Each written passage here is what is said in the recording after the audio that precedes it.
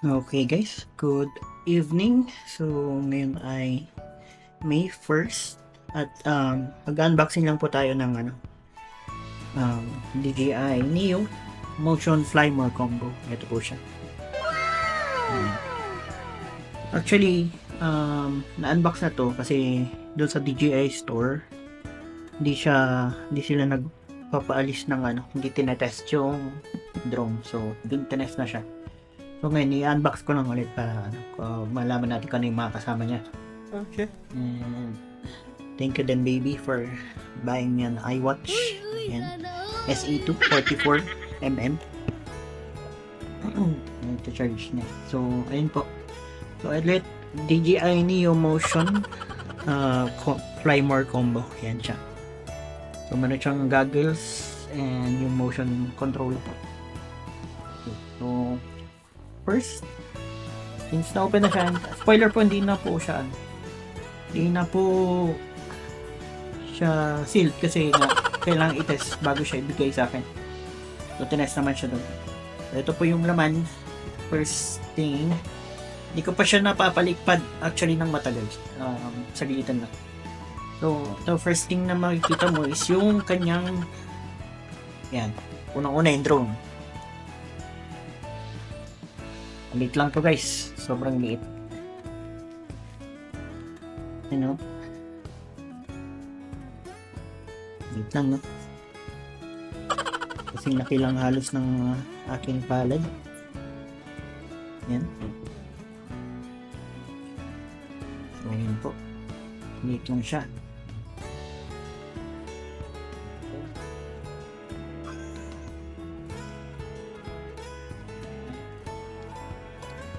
And second, itong box.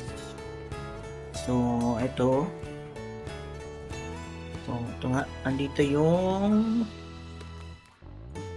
motion controller. Ayan. Labas natin. Ito, motion controller. Ayan po. Ayan.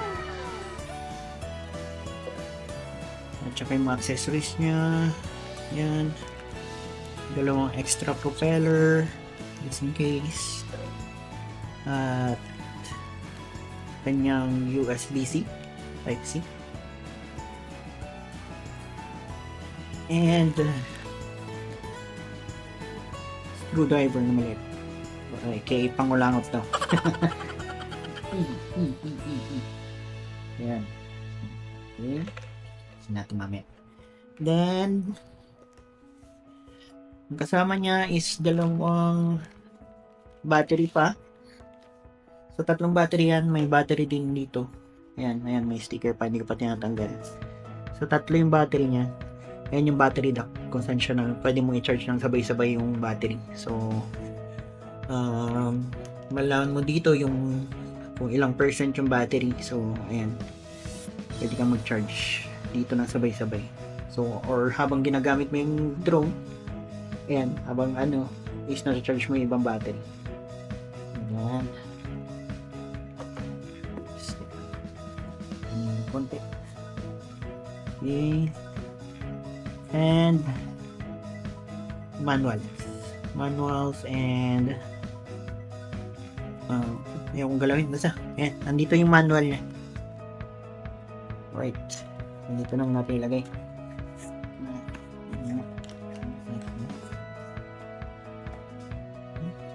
So, ayan. And last is yung kanyang goggles. Entry ba? Goggles. Ayan. Ito yung kasama. So again, disclaimer lang po na unbox na siya doon sa DJI bago ilabas. Kaya, ayan. Tinest muna siya. Gano'n siya. Hindi ko naman nakikita niyo. Okay. Right. Ayan. So, may antenna. Ayan. Tapos ito, hindi may adjust yung ito kahit nakasalamin ka or mayroon kang prescription glasses, pwede mo siyang gamitin without removing the glasses or your eyeglass. Kaya yung mga kasama guys. Alright. So ayan. Okay, ulit. Yung drone, nasa kasing liit lang ng aking palad. Ayan. Yung kanyang motion controller. Ayan.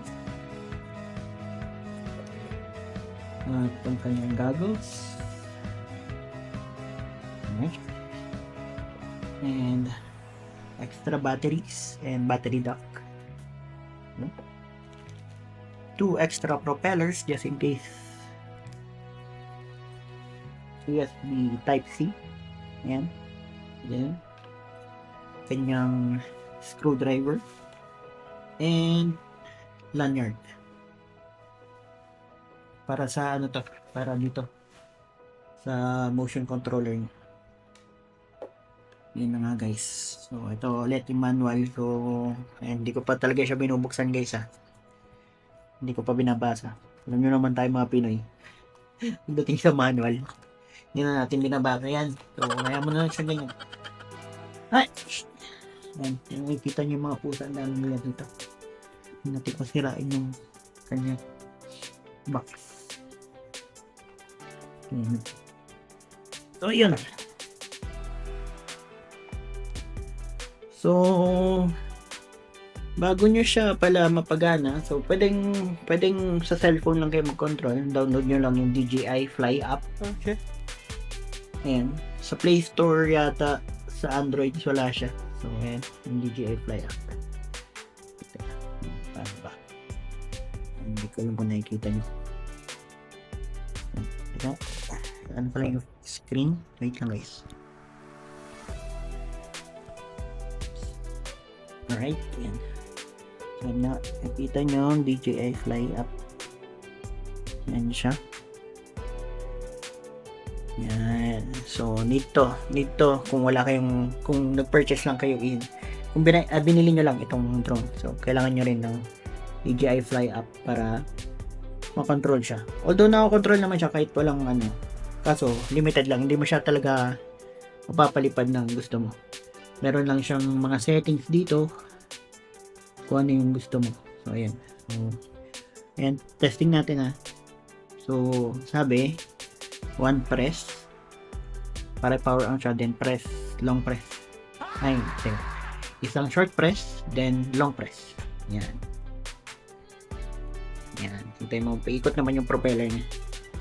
Yan. Yan ko narinig yun. Yan, ready na siya, guys. So, alisin nyo rin yung screen guard niya kasi alam nyo na, yung gimbal niya is masira. So, meron siyang mga modes dito. So, ayan. Gusto natin. Direction track. Direction Flying track. well lit. Textured environments. Yan. Follow. Yan, follow. Droney. Droney. Circle. Circle. Rocket. Rocket. Spotlight. Spotlight. Direction track. Direction track. Ayan. Follow. So, Drone. Circle. Rocket. Spotlight. so spotlight lang tayo. Try natin to. Ayan. Play lang natin konti. Ayan siya na. Medyo naninig tayo. Press na ng Spotlight. 3 seconds. 2, 1.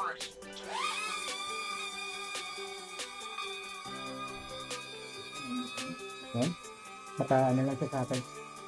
So, para mapababa siya, ayan yun.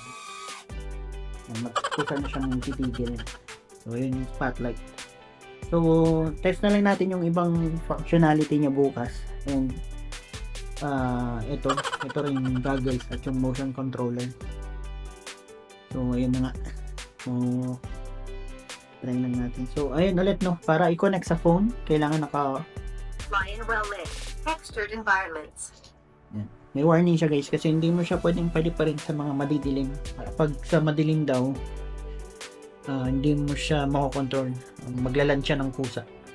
Or may iba nga parang nabasa ko na bigla lang siyang parang hindi mo na lang siya makokontrol. So baka masira yung drone niya. Ingatan niyo din. So para may connect siya sa app, so hanapin niyo lang yung Wi-Fi. On nyo lang yung Wi-Fi nyo, i-connect nyo dun sa Wi-Fi ng DJI Neo app. Ayan, so kung ko-connect na siya man siya. So So, since na ano na siya kahapon, madali na lang to guys pag ano. Meron lang siyang mga yung mga nakikita mo.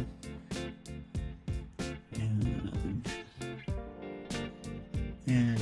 So, pwede siyang paliparin dito. So, andito rin yung mga ano, kung gusto niyo ng manual, may manual control siya.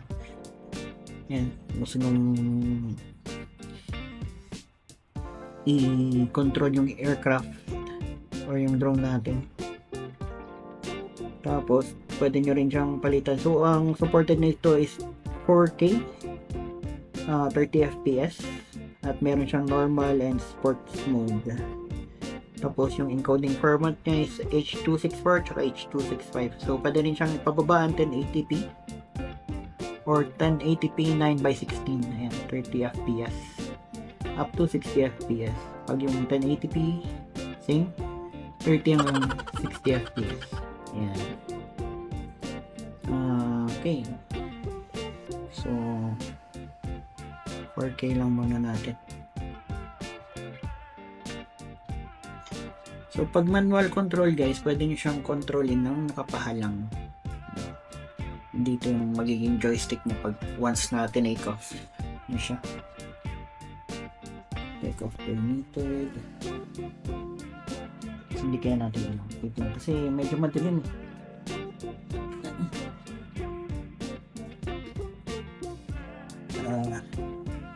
Mag-testing lang natin. Ay! Tik na. Take off. Lalabas yung control. Lipad na!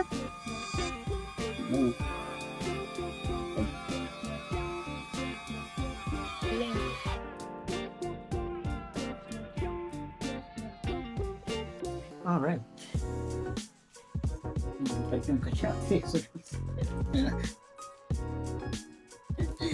So, yan. Thank you sa panonood. So, at sa test flight, abangan nyo din. I-connect ko dito sa video. So, abangan nyo. Kasi bukas na sa Bacnotan La Union kami sa isang resort. So, dun kami talaga magte-test ng at mapapalipad tong drone. So, ayun. Fly in well-lit, textured environments. So, para ma-off din pala siya, no?